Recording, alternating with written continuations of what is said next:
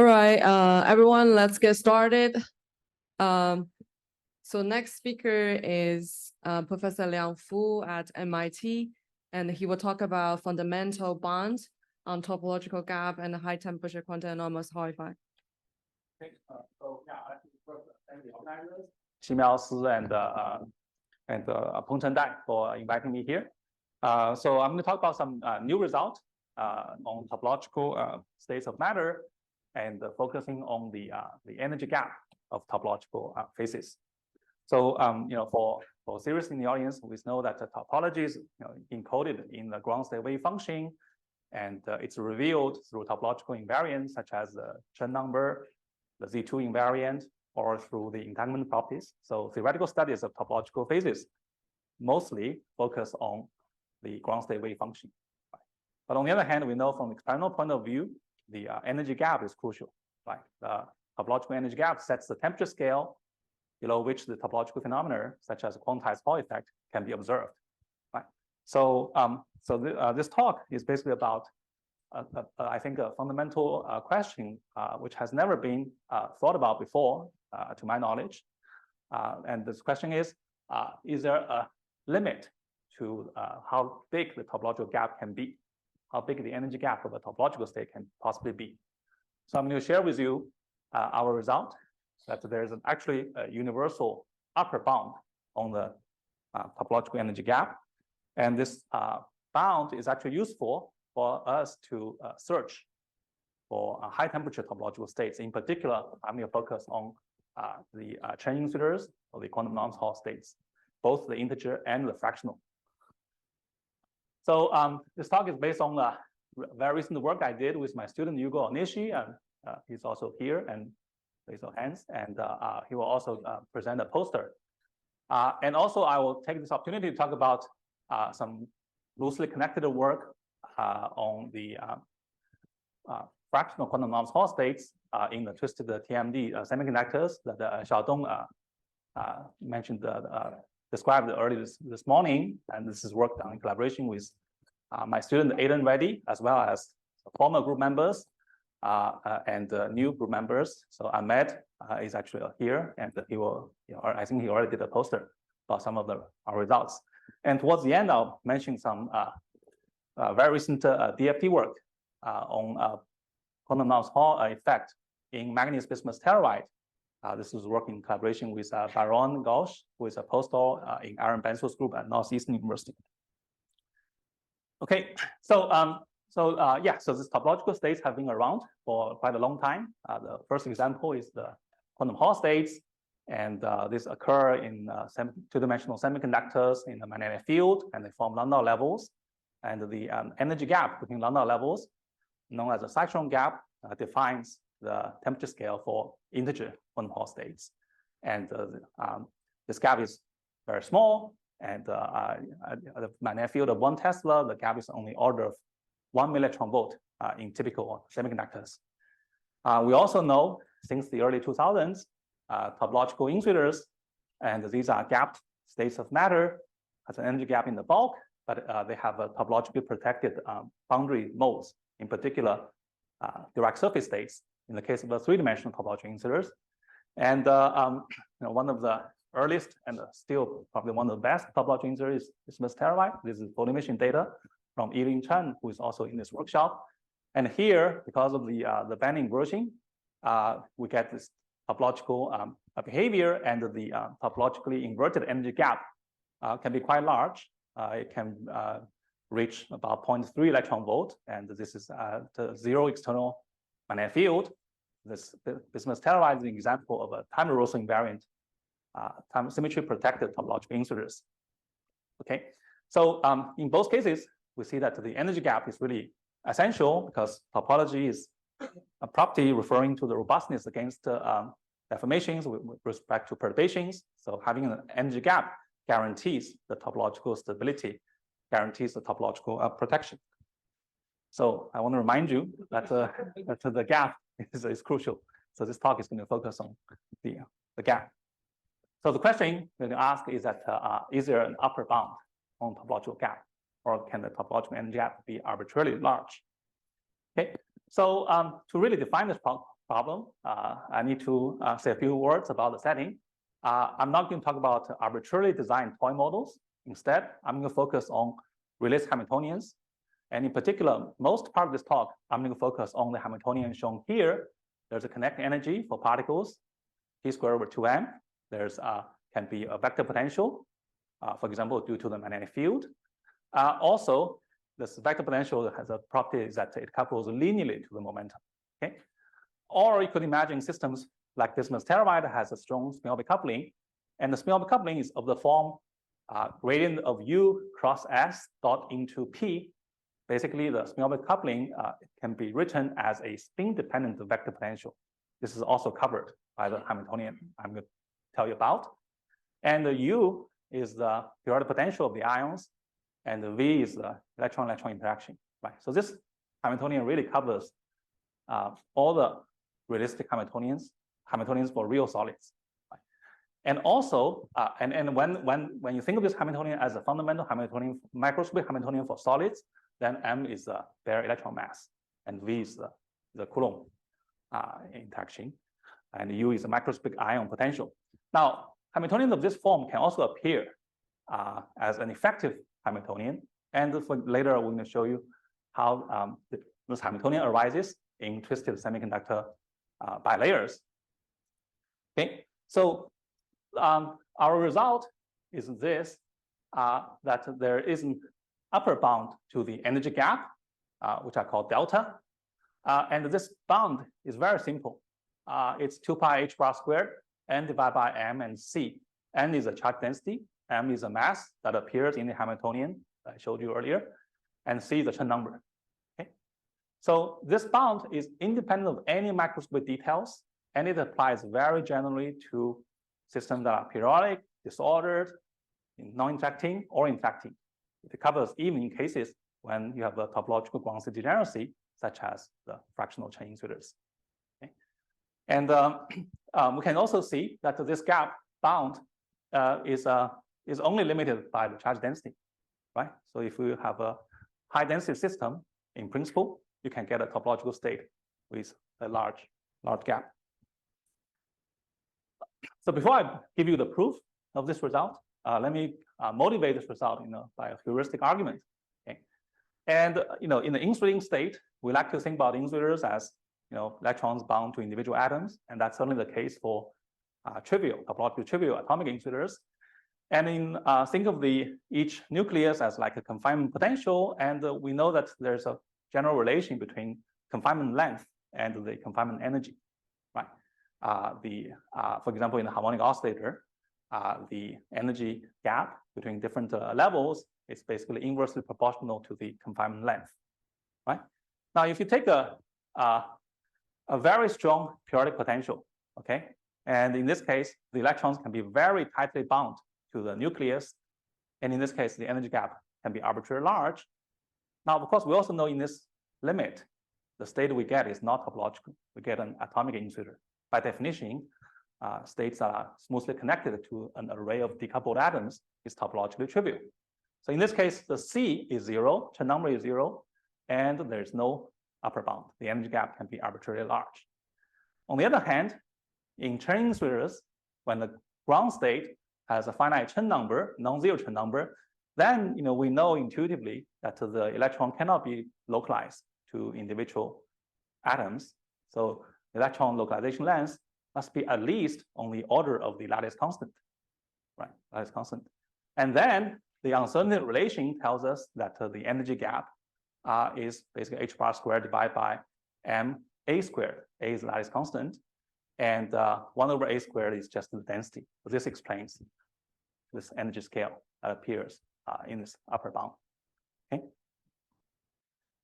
And now let me give you a proof. Okay, the proof of this result is only 1 page. Okay, so let me go through this, and we need to think about the energy absorption of an insulator under circularly polarized light, left or right circular polarized light. So when you shine light onto any state of matter, the electric field has x and y components oscillating as cosine omega t and sine omega t. This is circular polarized light, and the energy absorbed per unit time is J dot E. And if a system has sigma xx and both sigma xz and sigma xy, you can find that the absorbed power is basically the real part of sigma xx plus or minus imaginary part of sigma xy times E squared. Right? The absorbed power is J dot E, and J is raised to E through the conductivity tensor. Now, you all know that the real part of conductivity describes optical absorption, but in time-Russell breaking systems, when you have a finite Hall effect at a finite frequency, the imaginary part of sigma xy actually describes so-called magnetic circular dichroism. It tells you the difference in the absorption between left and right circular light. Okay, so that's why this absorbed power has two parts. We know that the absorbed power has to be non-negative at any frequency. When you shine light, the system can only absorb energy instead of give away energy, right? So this immediately implies that the real part of sigma xx must be bigger than or equal to the absolute value of the imaginary part of sigma xy. And this inequality has to hold at all frequencies. Okay. And then let me consider the following quantity, which is the integral of the real part of sigma xx divided by omega, integrated over all frequencies. Okay, so this quantity is basically a generalized version of the optical spectral weight. The usual optical spectral weight is the integration of the real part of sigma xx without dividing by omega. Here, you can think of this as the first negative moment of the real part of the sigma. Okay, it's a generalized spectral weight.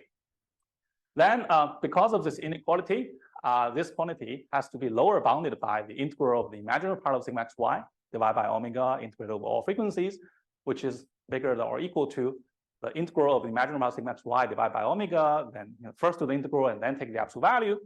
But then this quantity in integral of the imaginary part of sigma xy divided by omega, this quantity is actually equal to sigma xy, the real part of sigma xy at DC. This is through the Kramer-Kronig relation.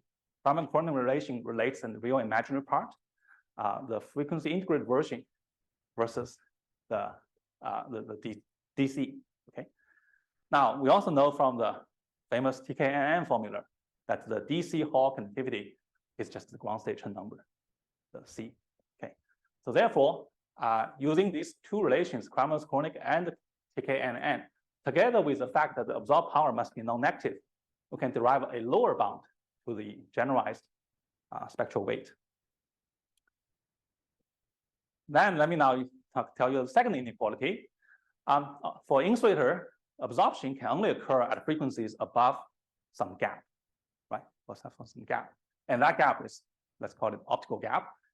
The optical gap must be at least bigger or equal to the spectral gap, the delta.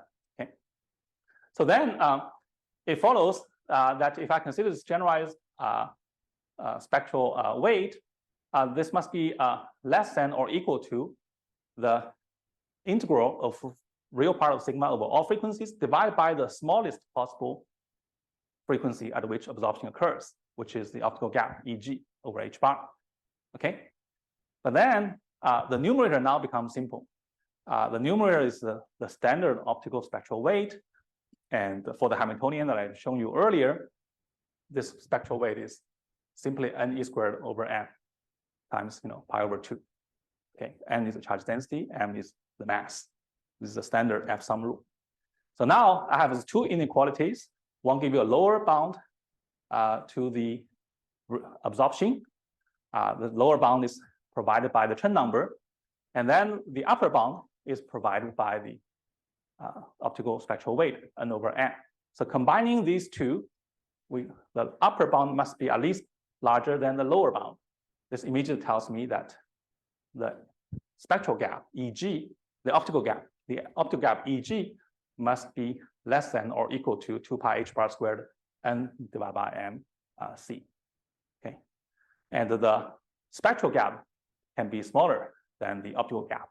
Okay, so this explains this is bound. Okay. Okay, so Now, is this gap bound? Is this bound tight or is it loose?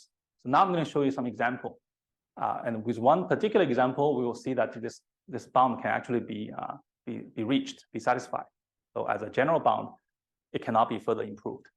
And this particular example are the quantum Hall states. And in particular, let me first start with the integer quantum Hall states. Imagine I have a magnetic field, the uniform electron gas with mass m and with carrier density n. Yeah, so when an integer number of lambda levels are occupied, we know the ground state Chen number is just the filling factor, and the density is the filling factor times the lambda level degeneracy, which is b divided by phi naught. And in this case, the right-hand side, the bound is simply h power omega c. But we know this is exactly the spectral gap of a non-interacting integer quantum Hall states. So this shows that this bound is saturated. The saturation of this bound, if you trace it back to the two inequalities, this can only be obtained when there's 100% magnetic circuit dichroism, meaning that the system can only absorb light of one-handedness, for example, right-handedness. And it can only be reached when the absorption only occurs at a single frequency. So basically, when this bound is saturated, it means that both the lower and the upper bound in the two inequalities has to be satisfied. And this means that the system can only absorb, let's say, right circular polarized light at a single frequency. And that's exactly what happens in the quantum Hall systems. Because of the Cohn's theorem tells us that the optical absorption only occurs at the cyclone frequency, the light and the magnetic field only couples to the center of mass motion. Okay. Now, our result also implies if you move away from this ideal limit, if you add a periodic potential or add disorder, etc., in those cases, then the Galilean invariance is broken, Cohn's theorem cannot apply. But this tells us that this topological gap cannot exceed h power omega c. The best it can be is h power omega c at this fixed density. Cannot be improved anymore. Okay. Now, let me now apply this bound to some new systems. So, in particular, this recent in this year, we heard of an exciting breakthrough on the fractional quantum Hall states. These are zero field fractional translators, first observed by Xiaodong Xu's group in twisted MOTE2, and when it rains, it also pours. So there's also recently work from my colleague Long Ju's group on graphene, multilayer graphene on HBN, and again, zero field fractional Hall states. And I want to highlight that I'm going to focus on the semiconductor system that Xiaodong talked about. And here, I want to call your attention to the energy scales. Okay, despite being a zero magnetic field, these quantum Hall states have very remarkably high energy gaps. At a filling factor 1, the integer state has an energy gap of 30 Kelvin, and for fractional states at 2/3, it has a gap of 20 Kelvin. So you see that quantization survives up to 10 Kelvin in the case of the filling factor 1, and to almost 3 Kelvin. These are really remarkable. Now to explain the theory, let me also first tell you a little bit about the theoretical background. So the existence of these fractional states in twisted MOTE2 has been proposed in 2021 by Kai Sun, who is here, as well as by my group at MIT. And the key ingredient is that these systems, even though these are non-magnetic materials, they have a spin. We have topological bands with a spin Chen number, meaning spin up and spin down states have opposite Chen numbers. This band structure similar to the famous K-Malin model. And at a partial filling interactions, Coulomb induction can spontaneously drive the system into spin polarized state. And then correlation effect in the spin polarized Chen bands leads to the quantum non-small states, integer and fractional states. And in some sense, you can think of these Chen bands playing a role similar to lambda levels. Now, what's really unexpected, pleasant surprise is that when both me and Kai Sun's group were working on this problem, we thought that it will be very difficult to observe these fractional states. One needs to fine-tune the system into some particular angles, magic angles, but remarkably, the states are robust, and they are observed on a much wider range of twist angles. So to understand the experiments, connection with theory, there's still more work to do. So I'm going to describe from a theory point of view what's special about this magic angle, in particular from the point of view of this gap bound. Okay, in the last few minutes. Yeah. Okay. So the continuum model for twisted TMD, as you heard also from this morning, I guess, it also has a kinetic energy p squared over 2m, and it has a periodic potential and interlayer tunneling. It exactly satisfies this realistic Hamiltonian that I wrote down earlier. And then when we apply this bound to the quantum non-Hall states, for example, at a filling factor 1, the bound only depends on the charge density and the mass. And in this case, the mass is the effective mass, and the density is the carrier density. And at the filling factor 1, the charge density in absolute units is simply set by the 1 over the Moré unit cell area. So this charge density increases quadratically with the twist angle theta squared, and that's shown in this red line in this panel B. And the blue line shows the actual gap calculated by solving this continuum model, and the parameters for the continuum model comes from large-scale DFT calculations by various groups, including my collaborator Yang Zhang. And we see that quite remarkably, in other words, this bound knows nothing about the actual system except its charge density.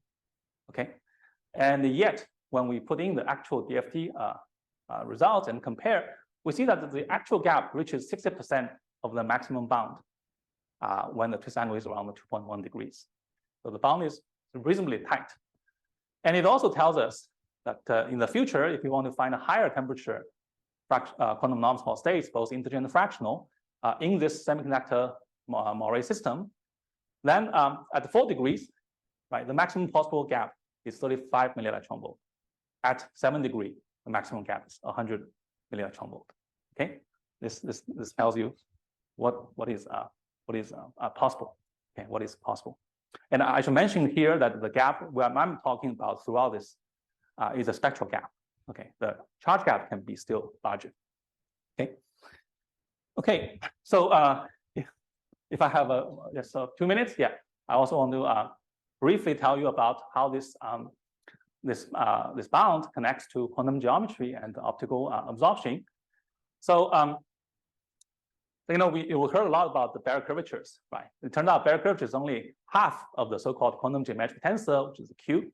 It's defined as follows: U is the block wave function in K space, and P is a projection operator. This Q is a complex complex quantity. It has a real part and imaginary part. Imaginary part is Baire curvature. The real part is quantum metric. So these two parts, like the yin and yang. The quantum metric actually measures the distance in Hilbert space as you change from one K point to a neighboring K point. You ask how much the wave function changes without caring about the phase. While the Baire curvature tells you, if you move around a small loop in K space, correspondingly there will be a small loop in the wave function Hilbert space, and what is a small area in the Hilbert space. So these two quantities have mostly been discussed separately, and by far most of the work is focusing on the Baire curvature.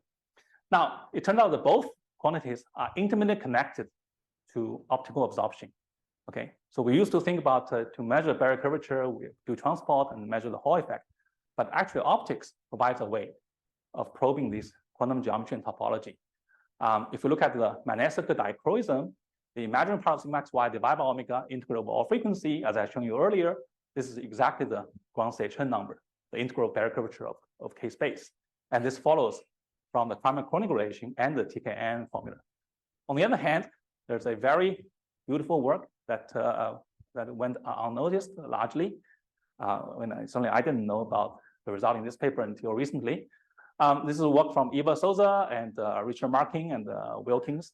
If you look at the integral of the real part of conductivity divided by omega over all frequencies, this is exactly equal to the trace of the quantum metric tensor over K space, integrated over K space. And this quantity, I'm going to call it quantum weight, because this is a generalization of the optical spectral weight. The optical spectral weight is the integral of sigma, but here we're dealing with integral of sigma divided by omega. It's a frequency weighted. sum. Okay. The inequality I'm showing you earlier, the two inequalities, it also implies there's a relation between the Chen number and the quantum weight, and there's an inequality between the quantum weight and the energy gap, the ratio of the optical spectral weight and the energy gap. Okay. The first inequality, C, must be smaller than K, also can be derived as a mathematical inequality from the property that the barrier curvature has to be less than or equal to the trace of G. This result was derived by Rahul Roy in 2014, and its multiband version was derived by Thomas, who is our speaker in the later this afternoon. But the new result is this second half, the fact that this quantum weight, K, has to be bounded by the ratio of the optical spectral weight and the energy gap. That's our new result. Now, when you have two inequalities like this, when C and the energy gap, when this lower and upper bound become an equality, it also means immediately that C equal K. And this condition, C equal K, has been discussed a lot recently in the study of ideal Chen bands. This is referred to as an ideal condition. And usually, to compute either C or K, it requires solving the ground state wave function and compute these quantities, which is very computationally expensive. And what I'm saying is that if you just look at the energy gap, okay, energy gap, if the energy gap is close to the maximum possible value, which is basically N over M divided by C, then this ideal condition must be nearly satisfied. But the reverse is not true. And I can happy to answer questions you have. And indeed, explicit calculations show that in twisted MOT2, around this 2 degrees, when this gap bound is nearly saturated, both the barrier curvature fluctuation is minimized and the trace condition is nearly satisfied.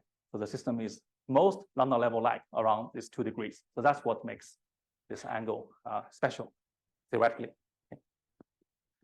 And let me skip this. And I just want to say that this is also consistent with our exactization study for the many body problem in the partial field band.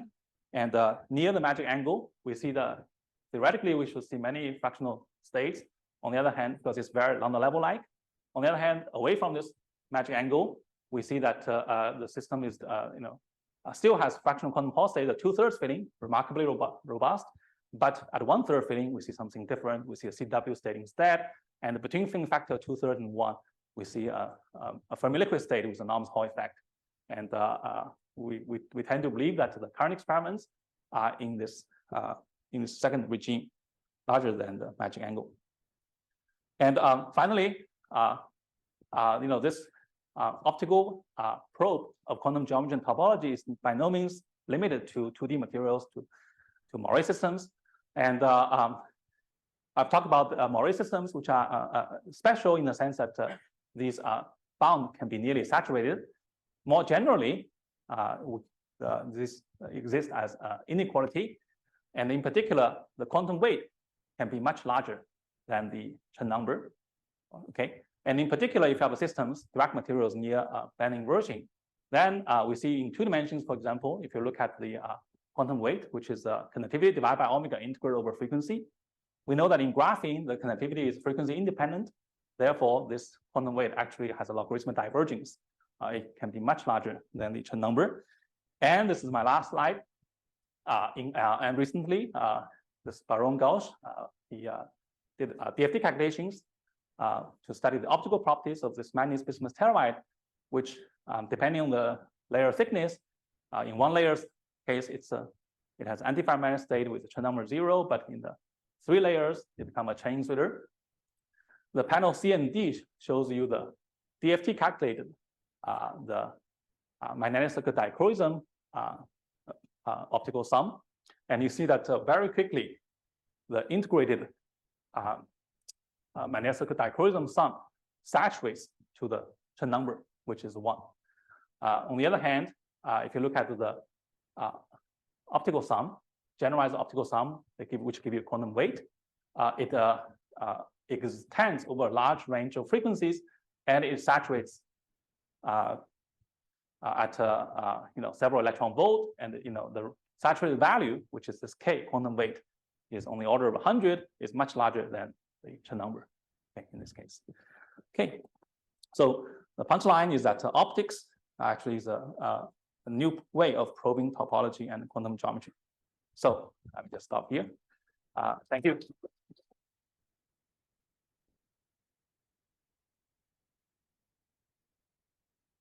Yeah, so if I apply this to a topological conductor, can you say that the TC of a topological conductor is also bound? And that's a great question. So yeah, the question about topological methods. Everything I talk about is about topological integers and integers. We're just starting to think about topological method. I'm not sure this problem tells me anything about TC. Some versions it found, but it might tell you something about the energy gap. So where does it break down? Yeah. So if you think about the way I derive this bound, I'm using the optical conductivity, right? Yeah. In particular, the real part of sigma divided by omega, integral of all frequencies. For a superconductor, there's a delta function peak at DC, right? So this real part of sigma divided by omega is not integrable; it will diverge.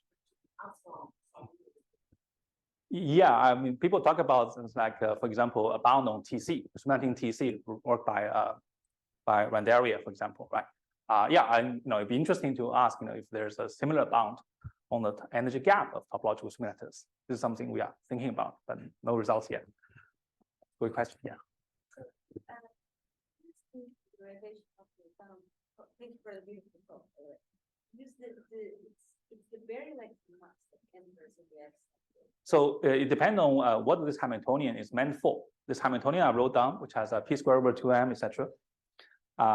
So if you use this Hamiltonian, right, as the Hamiltonian if you use this Hamiltonian as the macroscopic Hamiltonian for all electrons in the solid, then m should be the bare mass, right? And in that case, this bound is the absolutely maximum possible. Okay. Now the thing is, in this case, n over m, if you take a typical solids, right, which has a very small atomic unit cells, and the carrier density is very high. In this case, n over m is very, very large. So that's that's good. It's good news if you want to look for high temperature topological phase. Even though there is a bound, the bound is very large. Okay. But more practically, it's useful to apply this bound to systems that are described by effective Hamiltonian. And in the case of the twisted TMDs, the effective Hamiltonian exactly takes this form. A is actually a 2x2 matrix, which is covered here. And in this case, then m should be the effective mass. And for the twisted MOT to the effective mass is 0.6. Okay. The effective Hamiltonian only works within some energy range, and within that energy range, we can ask what is the maximum possible topological gap. Oh yeah. Actually, one can show that's right. So one can show that the absolute bound where I use the bare electron mass is always, and I use bare electron mass and I use a full electron density, is always larger than those that can be obtained from effective model, provided that the effective model actually is derived from the real system, for the real system. Yeah, this is an excellent question.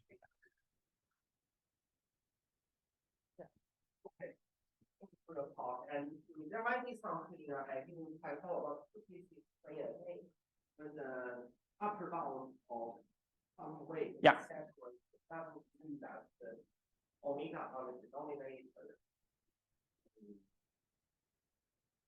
So when the upper bound is saturated, it means that absorption only occurs at the frequency of EG of the optical gap. Because anytime you have absorption at a higher frequencies, this upper bound will not be saturated. Yes, so you definitely realize the whole, or when the band above the gap is flat, or yeah, these are all interesting questions. For now, the only example we know where both bounds are saturated is the quantum Hall system in the magnetic field. Yeah, that's the only example we know so far. But they don't absorb. You see, because of the Kohn theorem. The Kohn theorem tells you that magnetic field and the electric field only couple to center mass motion. Yeah, this is also why this also applies to the fractional quantum Hall system. In the fractional quantum Hall system, the optical gap is still h bar omega c. The optical gap at any filling factor for a uniform electron gas in the magnetic field is always H bar omega C. Okay, and does this have any implications on like diffusion between practical graduates and down? Oh, absolutely. So let me give you an example. Yes. So this is good. Thank you for your question. So as I said, the gap applies to interacting systems and also related to Raquel's question. One can further generalize this bound to type binding models, right? In the type binding models, for example, I think we're going to hear more talks about Kagame tomorrow. We know that in the Kagame system, right, in the simplest Kagame model with only nearest neighbor hopping T, you can get a flat band. One can think about if you can open up a gap in some way, one can create a topological state, a topological Chen insulator, for example. In this case, it's really an interaction-induced topological gap. There's no pre-existing Chen bands, but we ask, can interactions spontaneously open a gap? So this is something I studied with Donna Shen quite a few years ago, and this is a Hamiltonian, right? The kinetic energy is purely very simple, just nearest neighbor hopping, but then we use the interactions, density interactions. Okay? So one can generalize the bound I set to an effective Hamiltonian like this. Again, in this case, I cannot talk about M. What replace the rho of 1 over M is the effective mass. The details doesn't matter that much. But the point is that, again, the bound is set by the kinetic energy, independent of the rest of the Hamiltonian, the potential term or interaction term. Now, this tells us, for example, if one might think that if I increase interaction strength, one can get a quantum non-Hall state with a large gap. The gap may be arbitrarily large, but that's not the case. So, for example, this is a DMRG study by Donna Shen, and the X and Y axes are the interaction strength, the nearest neighbor and the further neighboring interactions. And as you can see that as you increase interaction strength, the system goes from a QH state into some charge dense wave or stripe states. So the largest gap we ever found in the quantum non-Hall region is around 0.3 T. Okay, and the general bound will tell you that the maximum value is always on the order of T. It's T times some prefactor. So this is fully consistent. Yeah, and so if you find in the model studies a gap that is very, very large compared to the kinetic energy scale, most likely it's not topological. Yeah, which makes sense. Yeah. One quick question. Yeah. So that means if we want to find interaction particles at room temperature, right, better use time reversal invariant topological fractional insulator rather than fractional Chen insulator. That can avoid this bound and make the denominator zero. Possibly, yeah. I think that's perhaps right. Yes, maybe. Yeah, I have to think about this. Yeah, but okay, this is from quadratic band touching. Right? I think so. Yeah. So this is yeah. Let me also highlight here. The gap opening is you see the flat band and the next band touches each other quadratically, and there's a beautiful early work by Kai Sun and Ralph King and Hong Yao and Steve Gilson showing that when you open up a gap at the quadratic band touching point, you can get the Chen number.